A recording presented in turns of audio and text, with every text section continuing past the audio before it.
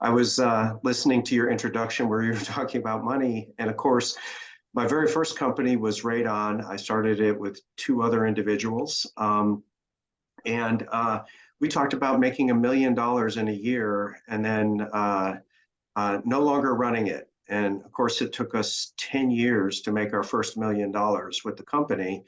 And we found that what sustained us was the desire to impact. And we had a fire in our bellies that we could make military training more affordable, more effective, more efficient, and that our mission was to save lives. And after 9/11, that passion and how it presented itself in technology gave the US military whole new means and avenues to prepare soldiers for combat. Hi everyone, welcome once again to Riding Tiger with Arijit. And as you know, we have been bringing amazing people across the globe. And the reason I am connecting with those kind of change makers, because they are change makers. And when we talk about Riding Tiger, it's a little bit of impractical from the perspective of normal human being. But why exactly I took this name as a Riding Tiger? Well, when I started my life of entrepreneurship, I was about 17. I just passed out of my school and thought that I'll be bringing some change in the world. And entrepreneurship is one of the best way where you can recruit people, you can bring the change, you can probably change the entire country, eventually make an impact to the world.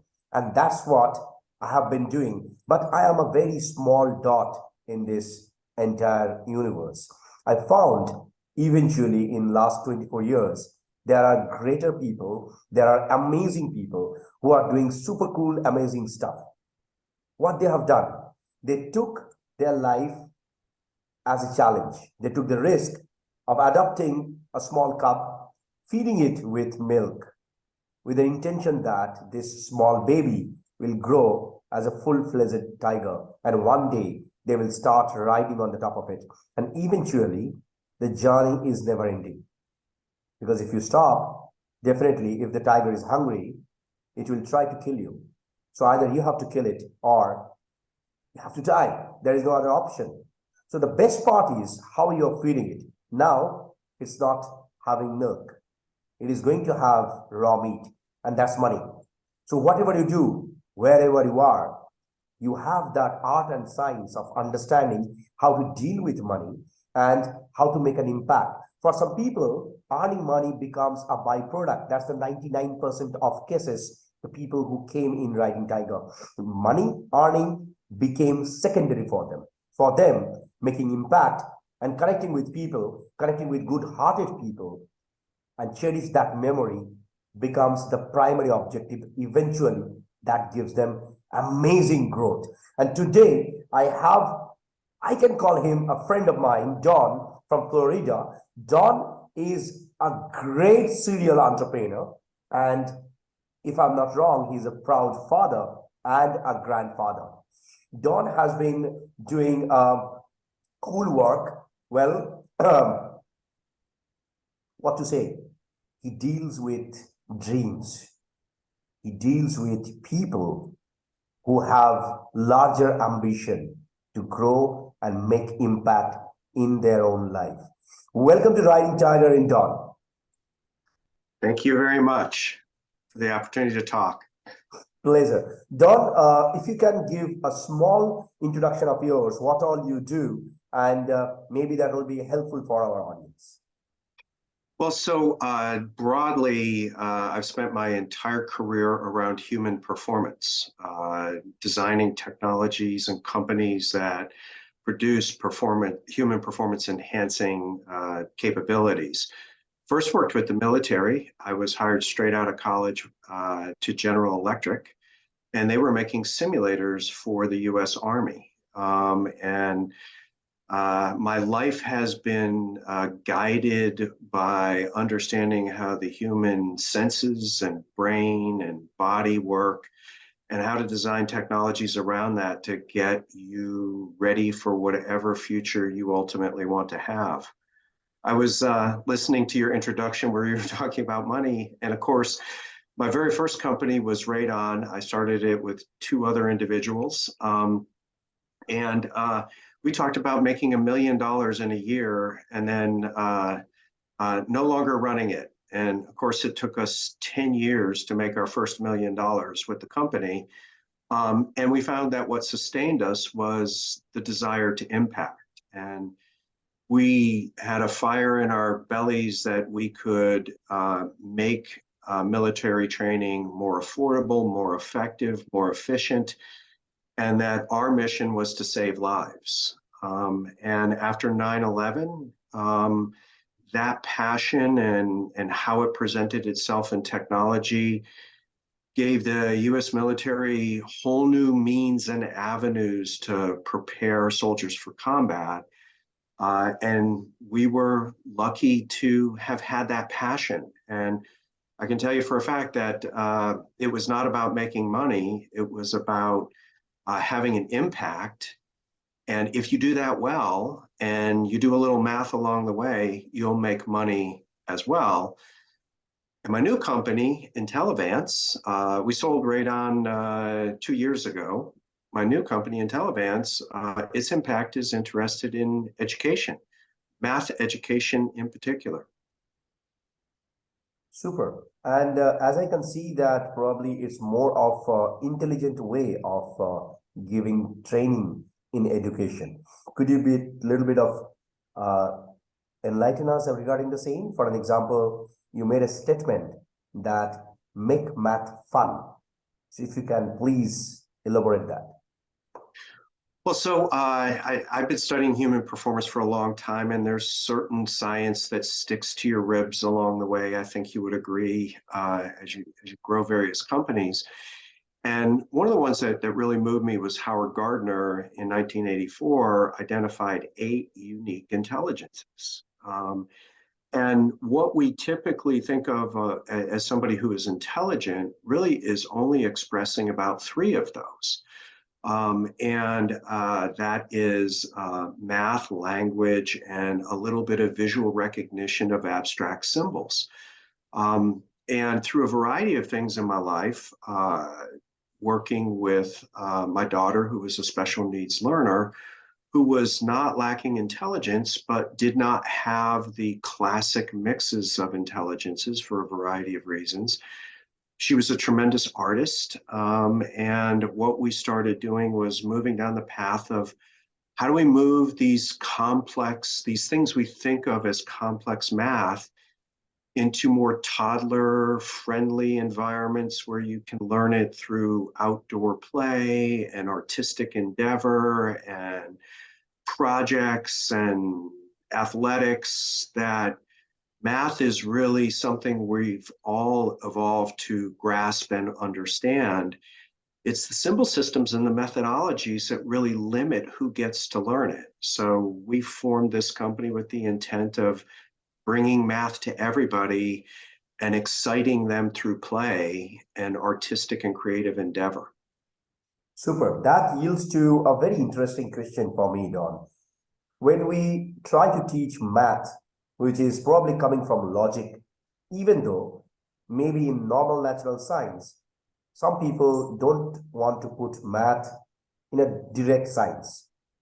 But if we look at the way the logic works, if a person understands music, or if a person is very good in arts, can be probably sketching, can be painting, can be something different, they can adopt math very, very fast and easy way.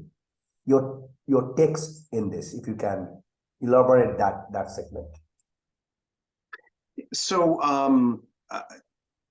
from my research, math is the most basic of all the sciences, and all other sciences spring from it with the combination of language, the ability to explain concepts and ideas. Even if you go to, say, chemistry, we all learn atomic numbers. It starts with numbers and math.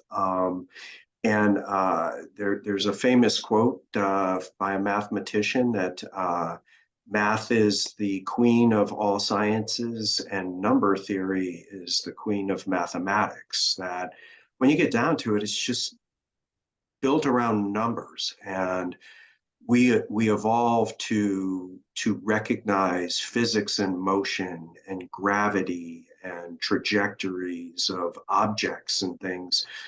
We're predisposed to math, but the methodologies that were very easy to imprint in clay or print on paper with printing presses are not terribly accessible to our natural intelligences. So the way we developed and taught the symbol systems of math really rejects many learners from ever engaging in developing that language. And math is a language of its own. So we just set about how do we bring beauty of mathematics to all children, not just those with the right intelligences given the methodologies that were available to us 2,000 years ago, that we've refined but not materially changed. Super, super cool. And I have another interesting question for you, Don. When I look at your entire career, you have probably spent around 32 years building one company, which worked with the defense, created several different hardware and software solutions for the military people. In fact, probably given them a lot more accessibility to understand very complicated simulations. So I have a very little experience working with war simulators. Talking from that experience, when we go a little bit of deep, talking about the recoils. Say for an example, there is a demo gun which is there in someone's hand, and there is a system which is connecting their a little bit of nervous system to the machine, and it is giving them the exact kind of feeling when they shoot. If it's a sniper, then the recoil will be different, rather than if it is a different kind of gun, it will be completely different kind of experience. And when you try to create such kind of solution, do you feel that you have used a lot of science and maths into this? And then eventually when you started a complete different vertical, teaching kids about maths, that 32 years of experience gave a complete different vertical to your engaging methods. Well, so military training is interesting, and very much like NASA was able to put people on the moon with 4K of RAM. One of the challenges in early simulation was the amount of computational horsepower that you had. You very much had to budget it into very specific areas and accept that the humans were willing to suspend disbelief, much like movies and special effects. If we go back and look at, say, The Wizard of Oz, we're willing to accept that that's a tornado, even though it looks like just a swirling set of discs. So things like recoil, what you would learn is that it wasn't so much that you had to have a precise and accurate recoil, but you had to take through recoil a cue that took the weapon off of the target. So when you would shoot, for instance, the recoil immediately takes the weapon off the target, and for you to re-engage, well, the main thing we would have to do is give you a cue that a recoil had occurred and make sure that now your sights were no longer on the target and you had to reacquire it like you would in real life. And the same holds true with mathematics. I could offer you a number of math facts that I'm very certain that you have acquired and passed a test with that you no longer remember specifically. And these are patterns that over time, we bake them into our consciousness, and we know how to get back to that answer, so we no longer have to carry that answer around. And the truth is, in science, they refer to educational sciences, they refer to depth of knowledge, where you achieve depth of knowledge for where you have a fluency, you're able to creatively and improvisationally communicate very much like we are on this call right now. Um, but you've built an originating vocabulary that sort of blends back into a fluency where you may not have specific words or math facts that are available to you, but you have such a broader comprehension and fluency, you no longer need those. So to our thinking is the idea is how do you get children motivated to begin to exercise these patterns, particularly in a modern world where they're just inundated with color and technology and movement and animation, almost to the point where they're expecting to be entertained by life, where those of us that grew up in more austere times we're used to going outdoors and playing with sticks and rocks in order to entertain ourselves. But the truth is that that is the same thing. It's just that the tools that are available to children are very different nowadays. And it creates whole new opportunities to imprint those patterns, much like we used to refer to the military with cognitive and psychomotor skills. How do you give them enough practice where those patterns stick and they're not afraid of it? They're comfortable with it. They feel a command of it. So when they do begin to take on the higher order learnings, they're not afraid. And that's the main thing we want to do is eliminate the fear. And we think the best way is to make it fun. Brilliant, absolutely brilliant. And when we are digging a little bit of deep, let me take you towards something different. I'll be asking you a very simple question. You have seen the world. I mean, it's not that easy to watch, work, execute 3 decades of company, eventually sell it and then move towards complete different vertical, working with smiling faces. Don, what is life for you? Wow. So I believe that we are all put on this earth to exercise our God-given talents to the benefit of each other. I believe that life is about building bonds, making friendship, learning new people and new cultures and new ideas. It's learning. It's engaging your mind, but not just doing it in a frivolous fashion. Okay, now that I have this new knowledge, what is my responsibility to do with it? Where do I take it next? The military training, I would argue I'm sort of I have a different customer base now, a different client base, but I'm in the same space.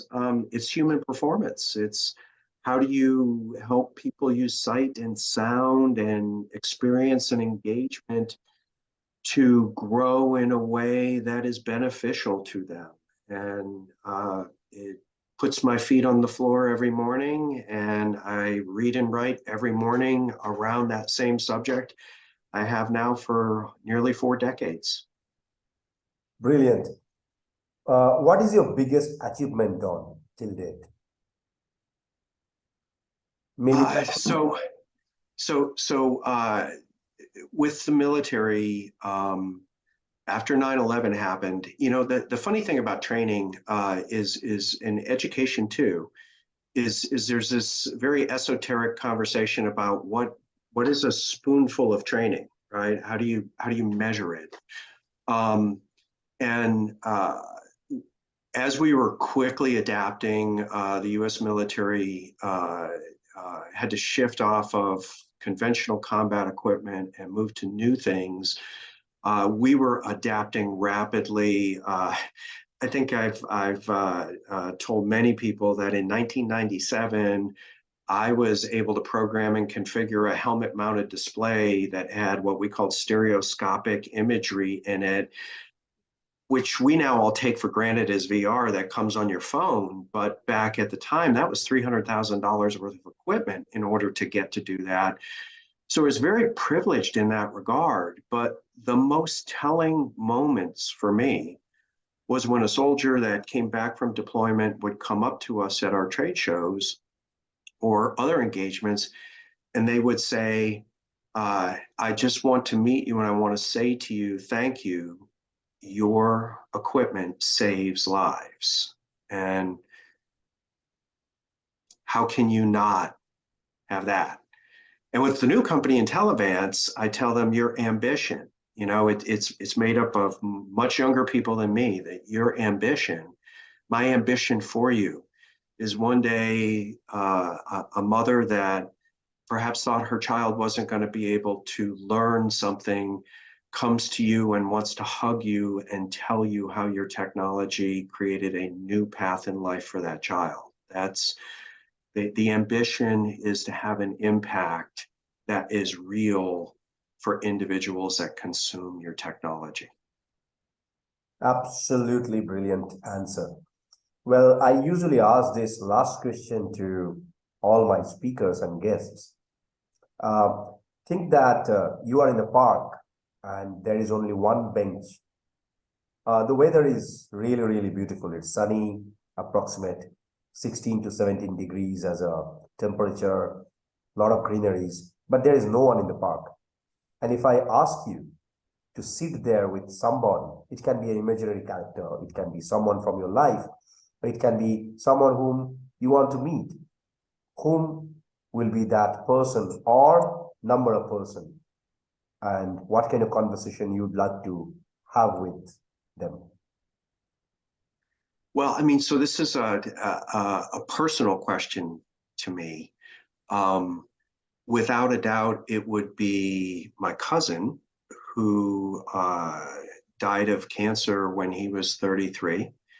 I was a child that is just on the blurry edge of the spectrum. So learning people and social interaction, I had to do in a very mechanical way. And my cousin Andy, growing up, he was 2 years younger, but he read people and social situations like a book, and would gleefully turn to me and explain to me what was going on and why people were reacting in the way that they were. And even another 5 minutes with him in such a beautiful place would be a blessing beyond blessing. There are many people, of course, throughout history who I would love to meet and have moments with, but if I only had to pick one, it would be my cousin Andy. It touched my heart, Don. Touched my heart. I wish we can have the time machine, and in fact we can do that. Thank you so much for being here, my friend, and it is basically an amazing talk with you. A lot of wisdom that you have shared for all the audience. When you watch this episode, feel free to share, feel free to comment. Maybe some of you will not understand the kind of depth this gentleman has got at the moment. If you are okay, let me know in your comment box. Let me know in the chat box. We'll be more than happy to connect with Don, and maybe you guys can get many more wisdom. This is full of life, growth, and a person who is always smiling.